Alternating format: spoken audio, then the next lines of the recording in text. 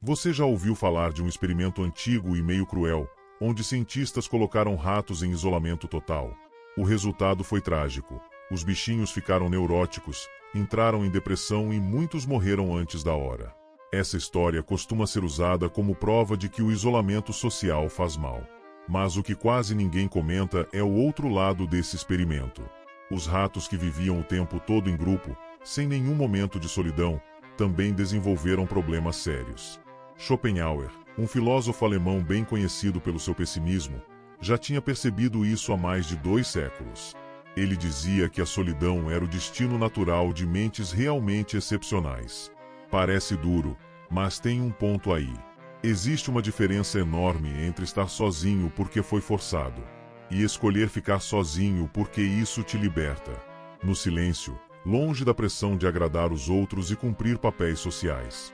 Schopenhauer encontrou que muita gente passa a vida tentando achar em relacionamentos paz interior. Enquanto hoje a gente vive num mundo onde tudo é conectado o tempo todo, e onde ficar sozinho virou quase um sinal de problema, surge uma pergunta incômoda. Será que esse medo da solidão é realmente saudável? Ou será que ele revela uma dificuldade enorme de encarar verdades que só aparecem quando estamos completamente sós? Já reparou como tem gente que prefere se afundar numa convivência tóxica do que passar uma noite sozinha? É só olhar para qualquer cidade numa sexta-noite.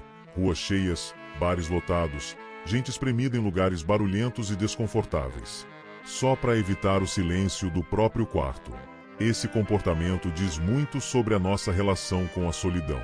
Schopenhauer enxergava essa fuga do isolamento como sinal de pobreza interior.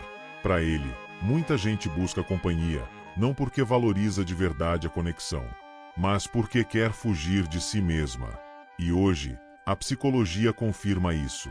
A incapacidade de ficar sozinho muitas vezes esconde um medo real de encarar nossos próprios pensamentos, sentimentos e verdades.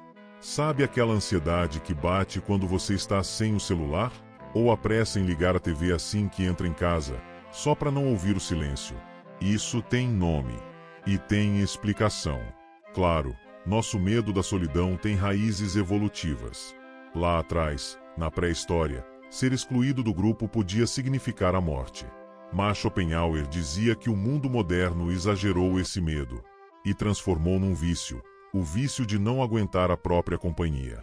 Segundo ele, quanto mais uma pessoa se basta internamente, menos ela precisa do mundo externo. Ou seja, o incômodo com a solidão pode revelar um vazio interior que nunca foi trabalhado. Gente que não consegue suportar o silêncio muitas vezes é gente que nunca cultivou de verdade a própria mente, o próprio espírito.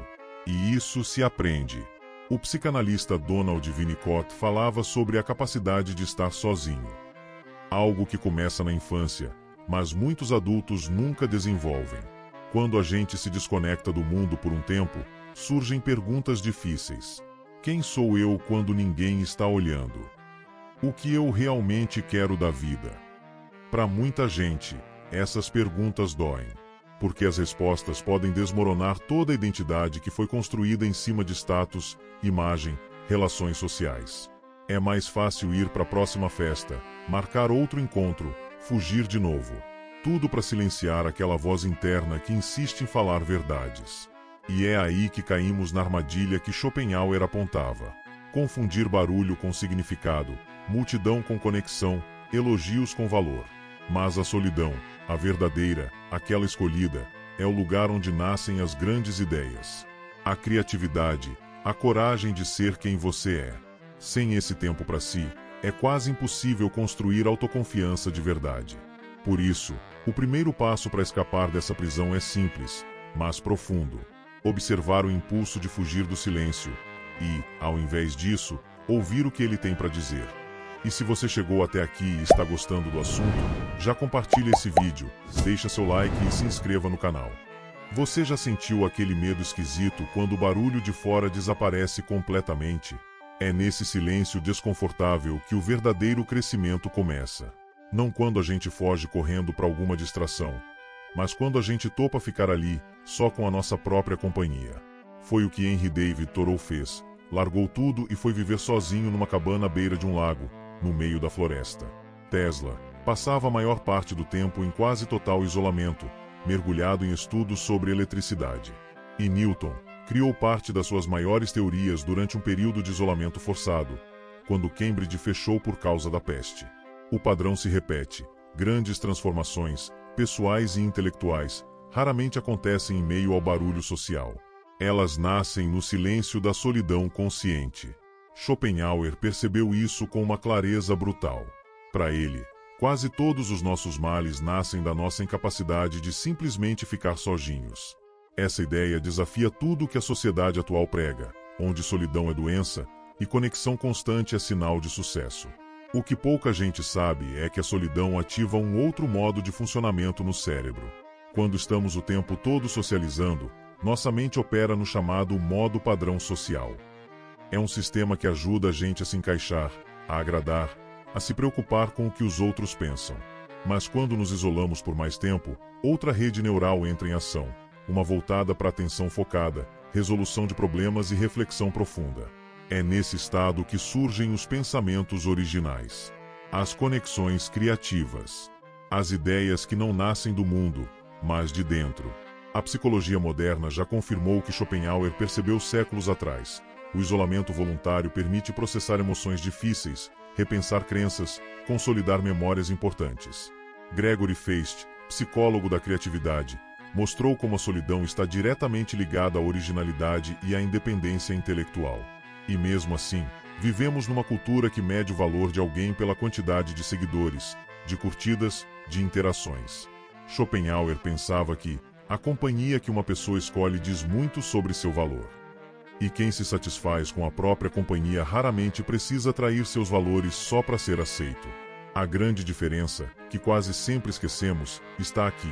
Há uma diferença entre estar só por escolha e estar só por imposição.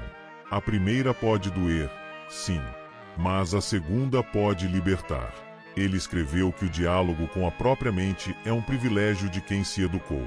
E essa capacidade de ficar só, de verdade, é um sinal claro de maturidade emocional. Nietzsche dizia que o crescimento só acontece na solidão, enquanto ele mesmo escrevia recolhido nas montanhas da Suíça. Todos nós deveríamos entender uma coisa. Existe um tipo de sabedoria que você só acessa quando deixa o palco, tira a máscara e fica em silêncio com quem você é de verdade. Como algo tão temido por tantos pode ser a porta para uma transformação tão profunda? Schopenhauer nos convida a repensar tudo. Solidão não é um buraco a ser preenchido.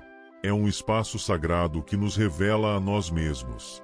Ele escreveu: a solidão oferece ao intelectualmente superior uma vantagem dupla: estar consigo mesmo e não precisar estar com os outros. E talvez seja essa a maior descoberta de todas. Solidão não é a ausência de alguém. É a presença de você inteiro. Confrontar a si mesmo é uma das experiências mais assustadoras para quem não está preparado. É por isso que a liberdade interior, aquela que só nasce no silêncio, exige coragem. No início, estar só é desconfortável. A ausência de estímulo social cria o que psicólogos chamam de fome de dopamina. Nosso cérebro, acostumado à aprovação constante, protesta quando fica sem estímulo. Esse protesto vira medo, ansiedade e, na maioria das vezes, nos faz evitar a experiência. Mas esse desconforto inicial é o portal de entrada. Se persistimos além dele, algo muda.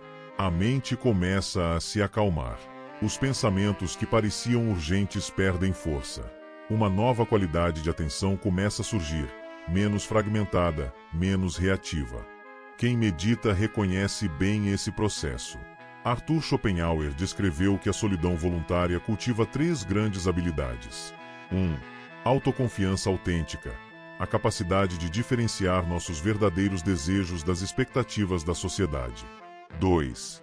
Liberdade de pensamento. A independência diante da mentalidade de rebanho. 3. Criatividade original. A habilidade de combinar ideias fora dos padrões. E hoje, a neurociência confirma isso. Durante momentos de solidão, ativamos o chamado estado de modo padrão do cérebro. Um estado ideal para processar emoções, consolidar memórias e gerar insights criativos. Mas a solidão precisa ser cultivada como uma prática. Começa com 1 hora sem celular, sem distrações. Com o tempo, esse silêncio pode se tornar uma jornada de descobertas internas. Schopenhauer chamava isso de contemplação profunda. Ler com atenção, escrever com intenção, observar a natureza. Ou simplesmente ficar sentado, quieto, presente. Com o tempo, percebemos que a ausência da solidão era uma ilusão. Ela é, na verdade, uma presença intensa de nós mesmos. A felicidade comum, ele dizia, é a simples satisfação de desejos. A felicidade real é sentir-se suficiente. Esse é o ponto de virada. Em vez de ver a solidão como um castigo, passamos a tratá-la como uma nutrição mental, tão essencial quanto o exercício físico ou a alimentação saudável. Mas ainda resistimos. Um estudo da Universidade da Virgínia, de 2016, revelou que a maioria das pessoas preferia levar um choque elétrico a ficar 15 minutos sozinha com seus pensamentos. Isso revela uma verdade que Schopenhauer já conhecia. Muitos vivem sem jamais experimentar a própria mente. Hoje, checamos o celular em média 96 vezes por dia. Os aplicativos foram criados para explorar nossas fraquezas cognitivas, usando recompensas variáveis e métricas sociais para nos prender. Mas esse ruído constante tem um custo. Como Schopenhauer dizia, o ruído é uma tortura para mentes intelectuais. E ele não falava de preferência pessoal, mas de uma necessidade neurológica real. A atenção constante aos estímulos externos impede que pensemos com profundidade. A sobrecarga cognitiva nos deixa impulsivos, dispersos e emocionalmente superficiais. E isso não é só um problema individual, é um problema social. Trocamos relações profundas por interações rasas. A empatia some. A atenção sustentada, pré-requisito para amar de verdade, também. O maior perigo talvez seja a conformidade intelectual. Pessoas que nunca ficam sozinhas perdem a capacidade de pensar por conta própria. Hoje, vivemos em um ciclo constante de consumo de opinião alheia. Mas raramente construímos as nossas próprias opiniões. Nasce então o self performativo, uma identidade que existe mais para ser exibida do que sentida. E quase todos os nossos males nascem da nossa incapacidade de ficar sozinhos. Quem não consegue suportar o próprio pensamento acaba sendo moldado pelas expectativas externas. A tecnologia, que prometeu nos conectar, ironicamente, aprofundou nosso isolamento. O filósofo Byung-Chul Han chama isso de enxame digital. Um excesso de conexão que elimina o espaço da introspecção. Contra essa corrente, Schopenhauer propunha algo radical. O homem só pode ser verdadeiramente livre quando está só. Quem não ama a solidão, não ama a liberdade. Pois é somente sozinho que somos realmente livres. E essa liberdade não é apenas a ausência de outros, mas a presença total de si mesmo. Faça um experimento simples. Durante uma semana, dedique 1 hora por dia à solidão. Sem celular, sem livros, sem distrações. Apenas você e seus pensamentos. Para muitos, isso já é o bastante para provocar medo. Mas esse medo é o sinal de que algo valioso foi perdido, a capacidade de estar consigo. Schopenhauer não apenas falava sobre isso. Ele vivia assim. Sua rotina incluía longos períodos de silêncio, leitura profunda e contemplação. Para ele, solidão não era uma fuga. Era um estilo de vida essencial ao desenvolvimento espiritual. Ele escreveu: a solidão é o estado permanente daqueles cujos espíritos são livres. Comece devagar, talvez com 10 minutos por dia. Note o impulso de pegar o celular, a inquietação, a resistência. Isso é parte do processo. A fase seguinte é o que ele chamava de diálogo interno. Escrever livremente, caminhar sem rumo, observar seus pensamentos sem julgá-los. Hoje, a ciência comprova: o movimento corporal aliado ao pensamento livre é um catalisador de insights criativos. Vivemos em um mundo onde o ruído nunca para. A cada instante, somos bombardeados por notificações, chamadas, atualizações, estímulos, e ainda assim, muitas vezes, nos sentimos profundamente sozinhos. Mas será que a solidão é mesmo o problema? Ou será que estamos fugindo da única solidão que realmente cura? Arthur Schopenhauer, filósofo conhecido por sua visão pessimista da vida, enxergava a solidão de forma diferente. Para ele, estar só não era um castigo, mas uma necessidade das mentes superiores. Em suas palavras, a solidão é o destino de todas as grandes almas. Mas não se trata de um isolamento amargo. É uma solidão ativa, um estado de presença consigo mesmo, que pode transformar completamente nossa vida interior e nossos relacionamentos. A prática da solidão consciente começa com algo simples, mas raro: o silêncio. Sentar-se em silêncio, sem distrações, sem estímulos. É aí que começamos a ouvir a nós mesmos. A leitura profunda, a escrita, a meditação, a arte, tudo isso são portas para o nosso mundo interno. E é nesse mundo que os fantasmas do passado, os desejos escondidos e os medos silenciosos começam a emergir. Não como inimigos, mas como mestres. Estudos em neurociência mostram que as redes neurais ativadas durante a leitura profunda são as mesmas associadas à empatia, introspecção e autoconsciência. Ao contrário do consumo raso de conteúdo digital, que só reforça hábitos de distração e impulsividade, práticas de atenção plena cultivam o que os psicólogos chamam de metacognição, a capacidade de observar os próprios pensamentos sem se identificar com eles. É nessa prática que aprendemos a estar presentes, não fragmentados, não reativos, simplesmente presentes. Schopenhauer dizia que a maioria das pessoas vive em função da aprovação alheia. Chamava isso de comportamento reativo, um tipo de personalidade moldada pela expectativa dos outros. Essa forma de existir cria relações frágeis, baseadas na necessidade e não na apreciação genuína. Como ele escreveu, é melhor estar só do que em má companhia. A verdadeira transformação acontece quando deixamos de buscar os outros como solução para nossos vazios. Passamos a escolhê-los não por medo de ficar sozinhos, mas por compatibilidade real. A solidão bem vivida nos ensina a sermos mais criteriosos com as companhias, mais autênticos nas conexões, mais resilientes nos conflitos. A dependência emocional dá lugar à segurança interna. O neurocientista Daniel Siegel chama isso de mente relacional, a habilidade de perceber simultaneamente nossos estados internos e os dos outros. E, curiosamente, essa habilidade não se desenvolve com mais interações sociais, mas com mais solidão de qualidade. E há um paradoxo aqui. Os que mais dominam a arte de estar sozinhos são, também, os que mais profundamente se conectam com os outros.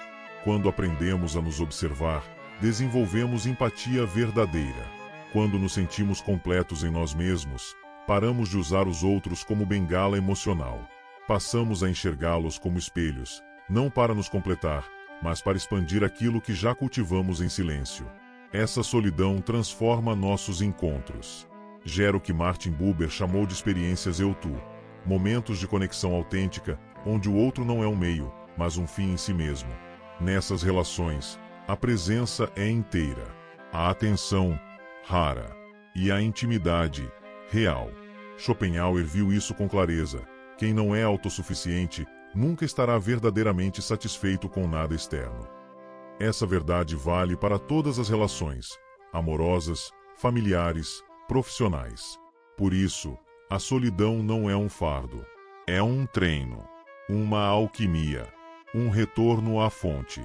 Enquanto você aprende a apreciar sua própria companhia, você se torna ao mesmo tempo mais completo em si mesmo, e mais capaz de uma conexão genuína com os outros. Schopenhauer escreveu que a solidão oferece duas vantagens ao intelectualmente superior: estar consigo mesmo e não estar com os outros. E é dessas duas vantagens que nasce a terceira: a capacidade de amar verdadeiramente, sem precisar possuir. Agora que você conhece o paradoxo transformador da solidão, a pergunta é: você vai continuar fugindo da própria companhia ou vai começar a cultivá-la?